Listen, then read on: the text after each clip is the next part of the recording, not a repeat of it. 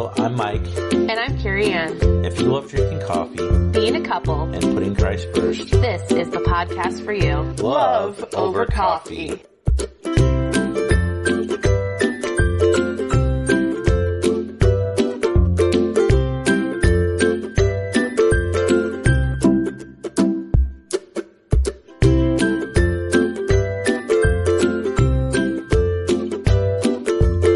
Back in 1980 was when I had my first experience with religion. I went to a Catholic school. I didn't go there very long. I only went from kindergarten through second grade. It was a small school. I think there's maybe 100 and maybe 5 kids that went there. Because I remember as we lost kids, when they got below the 100 mark, the school closed down.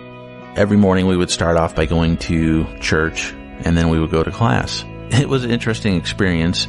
It was very strict. While you were in church, the nun was walking around making sure that you weren't goofing off, and that's fine, but, it was a typical smack on the back of the hand type punishment. I remember one time, it was in first grade, we were praying. So in Catholic school, in this particular Catholic school, we would pray before we went to lunch, and then we would pray after we went to lunch. Well, it was a good day in the lunchroom because it was one of our favorite meals they had. The cafeteria there made this awesome white cheddar macaroni and cheese. So everybody was excited about it. We were lucky enough to get seconds. So we went down, ate till we were full of macaroni and cheese, went to recess, and then came back. There is a crucifix on the wall. So we would stand in a half circle around the crucifix, and we would say our prayer. As we're saying our prayer, there was a girl. Her name was Dana.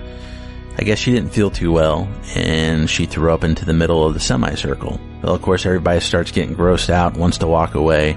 The sister, the nun, she stops us and she says, we're going to show respect to Jesus and we're going to finish his prayer. So we all get back in the semicircle with the throw up on the middle of the floor. Dana's still there and she doesn't feel well. So we're praying and people are getting grossed out. And before you know it, another kid throws up their white cheddar macaroni and cheese in the center of the semicircle. And then after that, another kid throws up their white cheddar and macaroni and cheese in the center of the circle. And eventually I did as well. So by the time we got done with our prayer, 6 kids had thrown up their white cheddar macaroni and cheese in the center of the circle. So we went back to our desk, sat down, and she calls the janitor. The janitor comes in, and I'll never forget, he says, what on God's green earth happened here? Because there wasn't just one pile of puke, there were 6 piles of puke. So he puts down the sawdust, goes back. I'm assuming he went and told the principal what happened because shortly after he left, there was an announcement on the intercom for this particular teacher to go to the principal's office. And that was one of the last times I think she taught. She had some, she was an older lady, didn't quite have the patience with children. I remember another time in that class, everything had to be perfect, and we were learning how to write numbers. Well, we'd have to write the numbers on a chalkboard, which just writing on a chalkboard in particular is tough.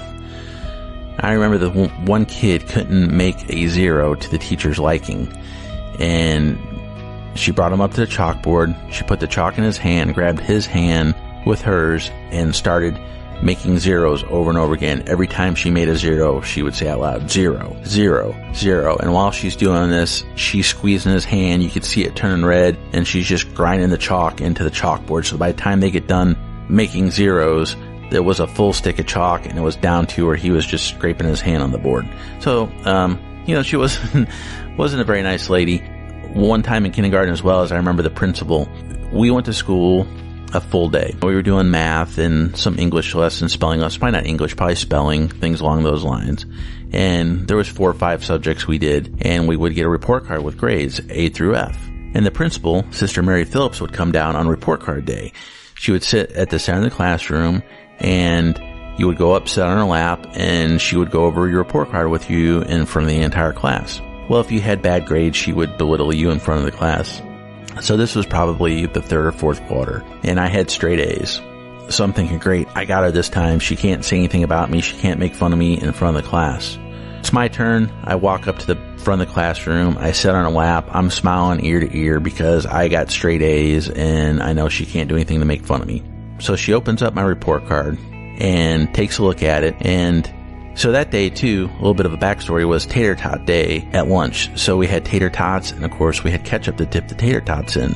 And on my white uniform shirt, I had a little spot of ketchup where I dripped from my tater tot. So I'm smiling. She opens up my report card, and once again, I'm thinking, yeah, only a compliment here. So she looks at me, looks down at my shirt, points to the ketchup, and she says, "You're a slob. You need to be more neat. Go sit down," and gave me my report card. So that was my first experience. It wasn't really with religion per se, but they were nuns and they were part of the Catholic Church. So that kind of went hand in hand. And there were other things that happened very similar over the 2 years that I went there. In the middle of second grade, the enrollment for the school fell below 100 and they shut the school down. And right around that time too, my mom got married and we moved to Florissant. And they enrolled me in public school. And I'm assuming it's just a matter of money is why I didn't go to a Catholic school, or, they just put me in public school, which was fine. A couple days into the new school year, I'm home right after school and the phone rings. I answer the phone and it's Sister Mary Phillips. And she's asking me about, am I enjoying my new school? And I said, yeah. And she said, are you going to church? And I said, no, we're not going to church. And of course she asked me, well, why not? And I didn't have an answer for her. I was only in second grade.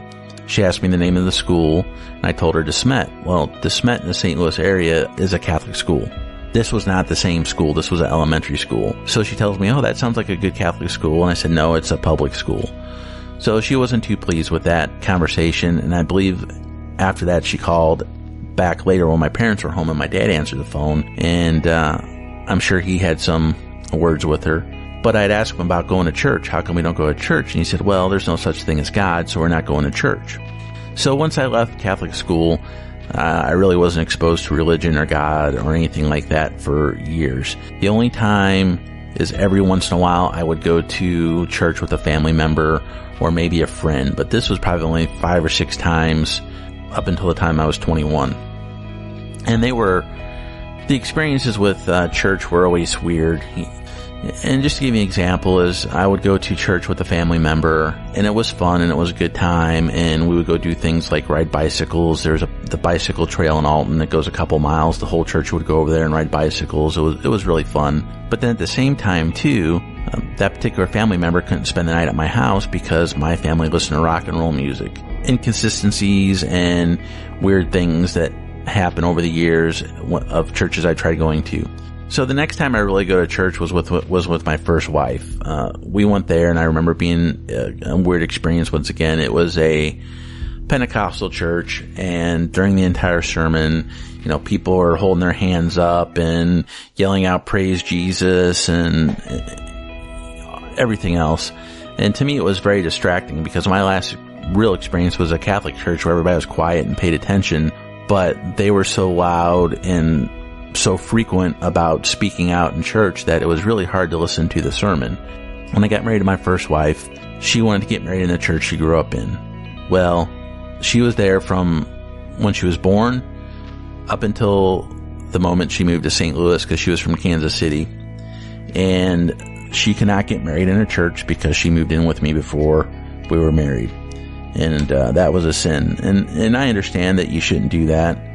Now I understand that. But for your church to turn your back on you and not let you get married there for making a mistake, that put a bad taste in my mouth. So I didn't go to, I didn't continue to go to church. So that marriage ended. I was divorced. We got divorced, I think 5 years after we got married. And then a couple years later, I got married again. For all the wrong reasons, of course. But during that marriage, I started... Well, actually, let me step back a little bit, too. There's another story I got to tell about the Catholic Church. So when I was married to my first wife, we got an apartment down in St. Louis City. And literally 1 block from my house was this Catholic church. It was an awesome-looking older building. It's been there forever. And I haven't gone to Catholic church since I was in second grade, and here I am in my early 20s now. So I called the priest, made an appointment with him, just to let him know that, hey, I haven't been in church forever. I'd like to come back. And, the reason why I made the appointment is because there's a lot of ritual, it seems like, in a Catholic church. And I didn't remember most of it, didn't remember the prayers, just needed a refresher. So I went and talked to him and made an appointment with him after work one night. So I went to the church, met the priest, went and sat down in his office. He said, God has something special planned for you because not many men your age knock on the Catholic Church's door wanting to come to church. And he said, but with that being said, he's like, this church here, it's very cliquish. It's been the same families going to this church for generations. They won't accept you. He told me that they wouldn't let me be part of the group, that I would be an outsider. And he said if I wanted to, I could try going to Mass on Saturday night. But he didn't recommend it. And I was kind of taken aback by this, and I'm sure my jaw was hanging open because that's not what I expected to hear from a priest.